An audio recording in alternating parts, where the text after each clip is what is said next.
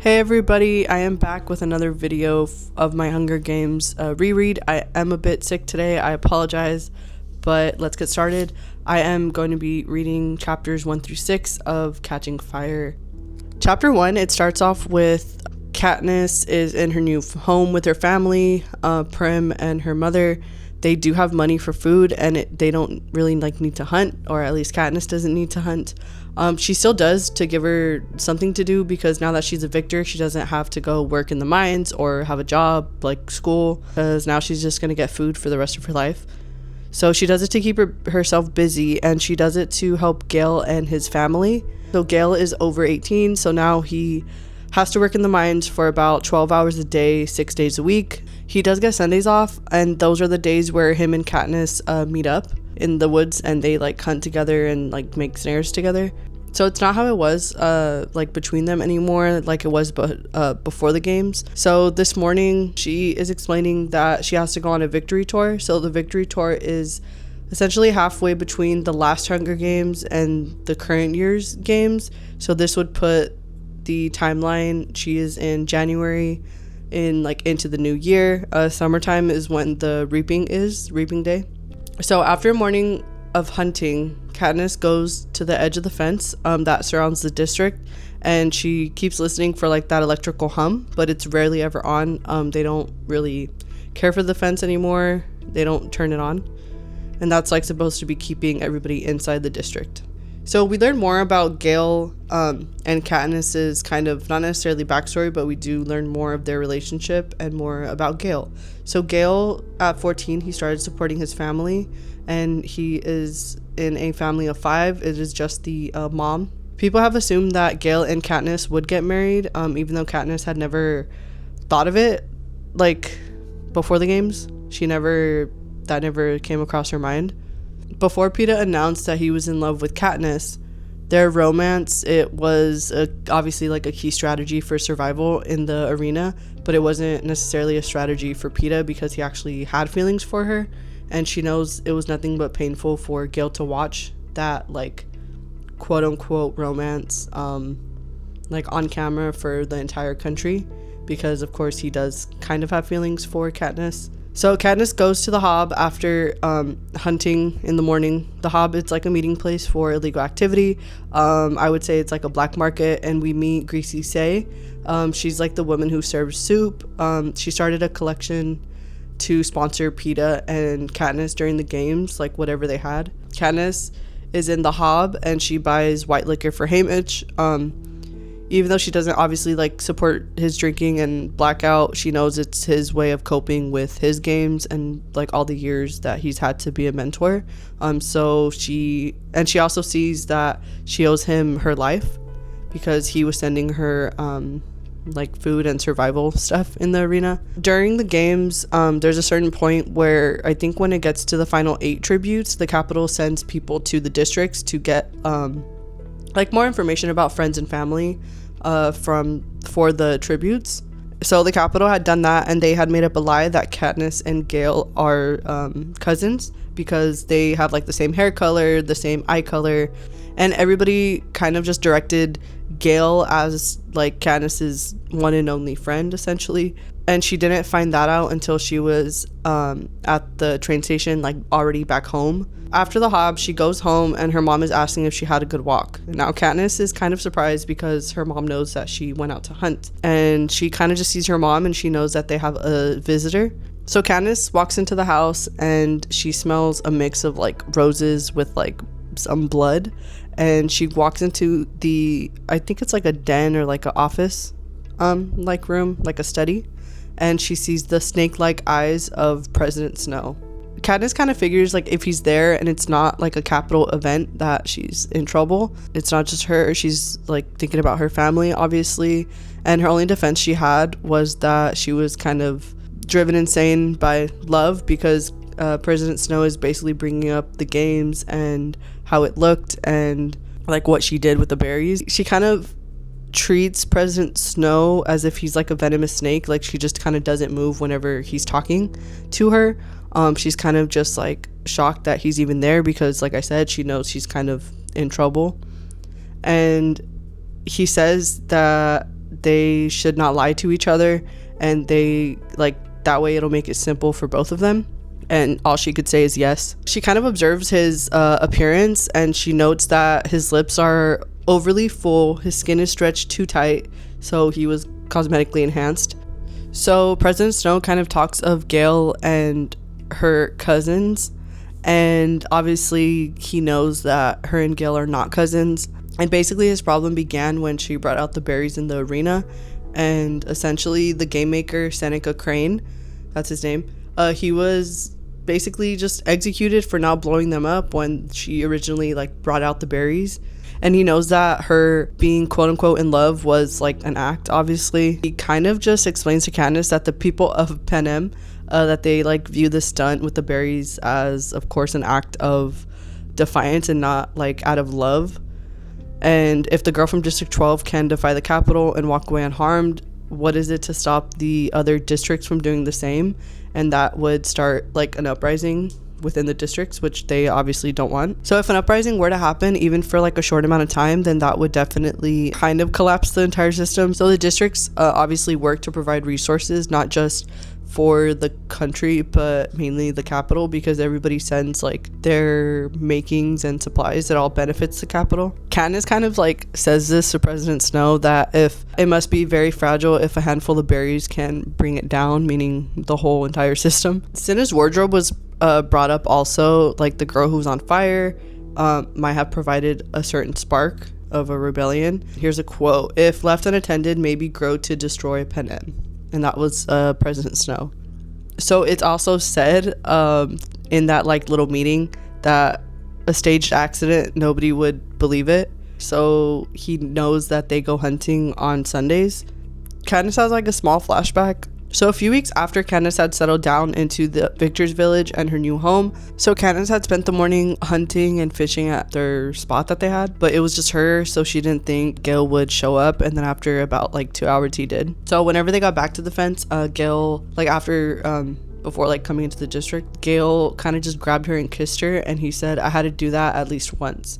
After that, she's just kind of like wondering how she actually feels about him, because Gale acted like after that like it didn't happen, or that he was waiting for her to say something. So that's like the moment that she thinks back on, while Snow is basically like threatening. He kind of like scares her into realizing she has to do better to show like she wasn't defying the Capitol, that she was just so crazy in love.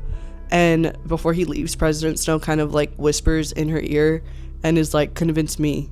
Chapter 3 starts with Katniss just panicking after Snow leaves the house. She does not tell her mom or Prim. She kind of like lies to her mom and is like, "Oh yeah, like we never see it, but he always visits the tributes in private before the game, like before the victory tour." So in this chapter, her prep team shows up, Cinna, and she gets to be a mentor in this year's 75th Hunger Games. It is known as the Quarter Quell. So every 25 years, it marks the anniversary of the district's like defeat. So they usually have like over-the-top celebrations, a bunch of food.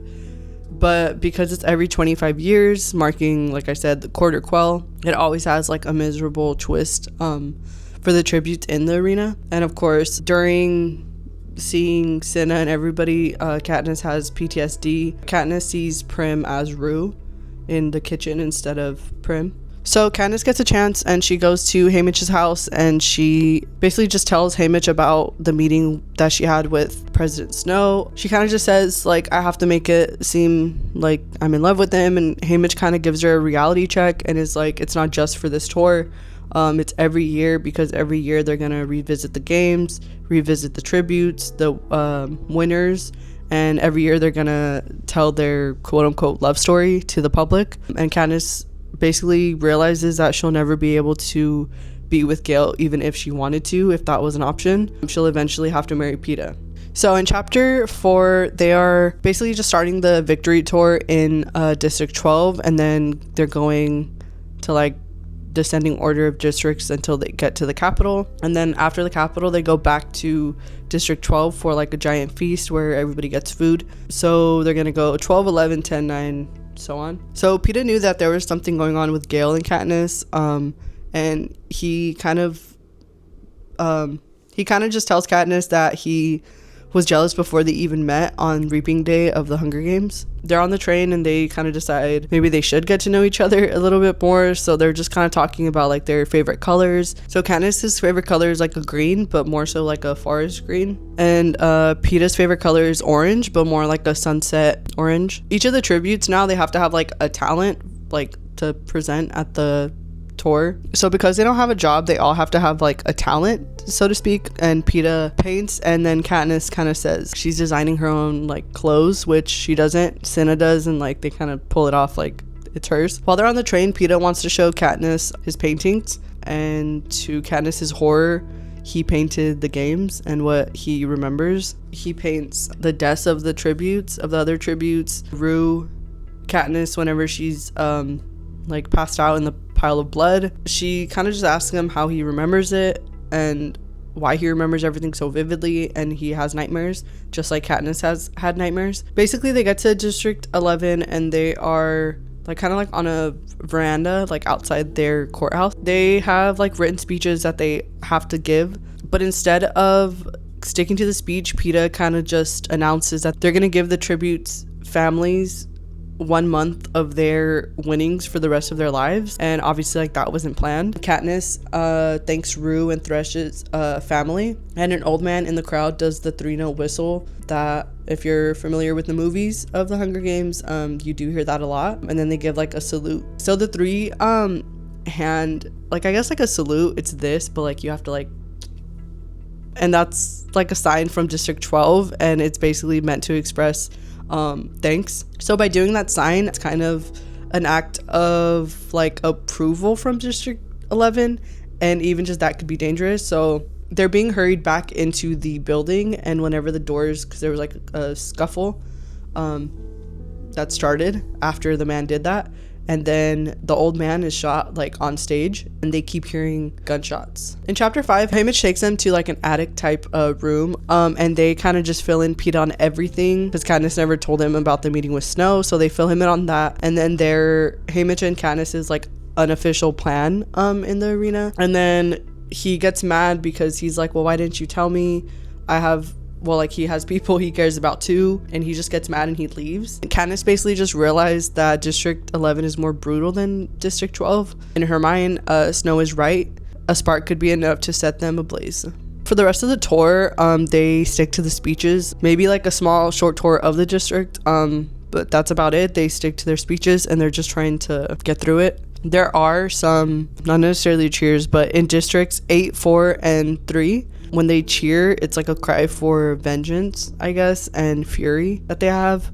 So they see that, but they're still just kind of looking straight forward, not really acknowledging the people. So Katniss lets Peeta sleep in her bed. He doesn't really sleep at night, at least on the train, and he kind of just holds her till she falls asleep because of her nightmares. And whenever they get to the Capitol, they stay in their rooms, like their old rooms at the training center, and Katniss kind of suggests like a public marriage proposal because she's still really trying to sell that she's in love with Peeta to President Snow. In chapter 6, Katniss is just really thinking about Gale and his family, her family, and Peeta. She's kind of just thinking who she could manage to take when she escapes in the woods with her, like who would realistically like go with her or like she'll take with her. One of the final events on the victory tour is like a big party at President Snow's mansion. It has a bunch of food. Peeta kind of tells Katniss that maybe they were wrong to try and calm things down in the districts. During this chapter, we meet Plutarch Heavensbee. He is the brand new game maker because Seneca Crane was executed. He mentions having like a game strategy meeting that night, which is weird because it's like 11, it's almost midnight. So he does this thing where he checked like his gold watch, and while he's checking it, he kind of says it starts at midnight, but I guess whenever he like kind of like moves it, Katniss says that she saw a mockingjay on the watch face, but like it kind of disappeared. And after that like little meeting that she had with him, because they were like dancing on the floor, he had asked her to dance, which is like where that little interaction happened. He kind of just says, oh, I have to go because the meeting starts at midnight. After the party, they get back on the train. Katniss and Peeta have to go like to the mayor's house to spend the day and like just to get ready there. Katniss is friends with the mayor's daughter, Madge. She's the one who gave Katniss the Mockingjay pin that was her aunt's. Madge's mother is in the house, but she is bedsick with major headaches. Katniss is walking around trying to pass the time, and she passes by a room. It's kind of mainly for the mayor to see, but he wasn't in the room, and it's kind of just updates on the other districts. She sees an update about District 8 flashes, and it kind of says that conditions are worsening. They're at a level 3 alert and more forces are being sent into the district. And that District 8, they're in charge of the textile production. The textile production has stopped, and they kind of just keep showing like a mob scene of people wearing masks and like just yelling in like, I guess, District 8 town square. And you could see buildings are burning and peacekeepers are just shooting people in the crowd. Katniss is in shock. She's never seen anything like that. She kind of just says President Snow would call this an uprising, which is what he was obviously trying to prevent. So that is the end of chapters 1 through 6. I hope you enjoyed it. I apologize again. I am a little bit sick. I am obviously just looking forward to getting through the book. This is where it gets very, very interesting in terms of like the uprising aspect and her essentially just fake being in love with Peeta. We do see more information about Gale and Katniss going forward, and just new characters that come up. So I'm excited. Please follow along, like, subscribe, comment. I'm having a blast doing this. So thanks, guys.